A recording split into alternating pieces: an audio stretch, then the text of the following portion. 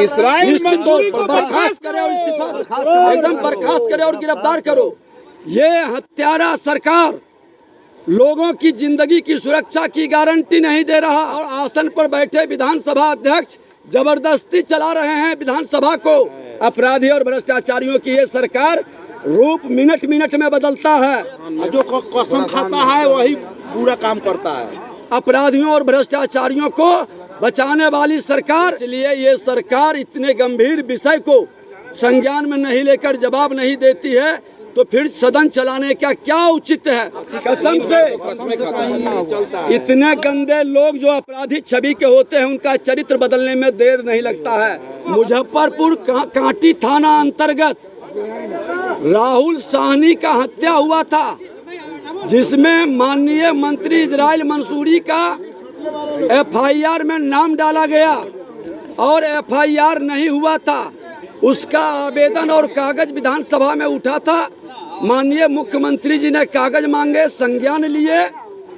आज पुनः उस संज्ञान का सदन में आकर के उन्होंने जवाब नहीं दिया और आज पुनः उसकी मां ने थाना में जाके आवेदन दिया है कि इजराइल मंसूरी माननीय मंत्री के आदमी जाकर के धमकी दिया है कि जिस तरह से बेटे का हत्या किए हैं अब तुम्हारे दामाद का गाड़ी तर रोंद देंगे और दुर्घटना का नाम देंगे, नहीं तो केस वापस लो। उसका आवेदन है, थाने के अंदर दिया गया है, बैठा हुआ है, कोई उसको ले नहीं रहा है। अब बताइए माननीय मुख्यमंत्री जी आवेदन लिए, क्या हुआ? सरकार से हम लोग मांग कर रहे हैं, कोई जवाब देने के लिए तैयार नहीं है और आसन पर बैठे विधानसभा अध्यक्ष जबरदस्ती चला रहे हैं विधानसभा को। ये हत्यारा सरकार लोगों की जिंदगी की सुरक्षा की गारंटी नहीं दे रहा। कई व्यापारियों का हत्या हुआ, अपहरण हुआ, लूट हुआ, लेकिन ये कोई जवाब देने के लिए तैयार नहीं है। अपराधियों और भ्रष्टाचारियों को बचाने वाली सरकार। हम सदन में बहस चाहते हैं, ये बहस कराना नहीं चाहते हैं, इसलिए हम सदन का बहिष्कार किए हैं और अब जाकर के सदन के अंदर हम धरने पर बैठेंगे। एक बार एफआईआर सुना दीजिएगा, पढ़ दीजिए क्या लिख के दिया। एफआईआर में निवेदन पूर्वक कहना है कि मैं मंजू देवी पति लाल बाबू साहनी ग्राम कांटी कोठिया थाना कांटी जिला मुजफ्फरपुर की निवासी हूँ। दिनांक 9/2/23 को मेरे पुत्र राहुल कुमार की बिहार सरकार के आईटी मंत्री के इशारे पर कांटी कोठिया एस डेक के पास हत्या कर दी गई थी।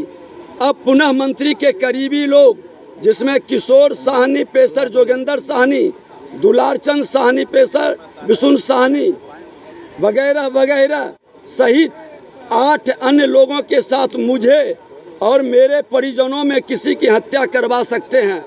पूर्व में मेरे बेटे राहुल की हत्या होने के बाद मंत्री के दबंगों के द्वारा घर पर आकर बार बार धमकी दिया जा रहा है कि अगर तुम लोग हत्या का मुकदमा नहीं हटाओगे तो तुम लोगों को छाई लोडिंग के दौरान किसी गाड़ी के नीचे कुचलकर मार देंगे, जिसके बाद घटना को एक्सीडेंट बता देंगे। कोई कुछ नहीं कर सकेगा क्योंकि सरकार और प्रशासन हमारे साथ है। जैसे राहुल की हत्या को हम लोगों ने थाना से मिलकर दुर्घटना बता दिया, वैसे तुम्हारे दामाद को गोली मारकर उसे भी दुर्घटना साबित कर देंगे।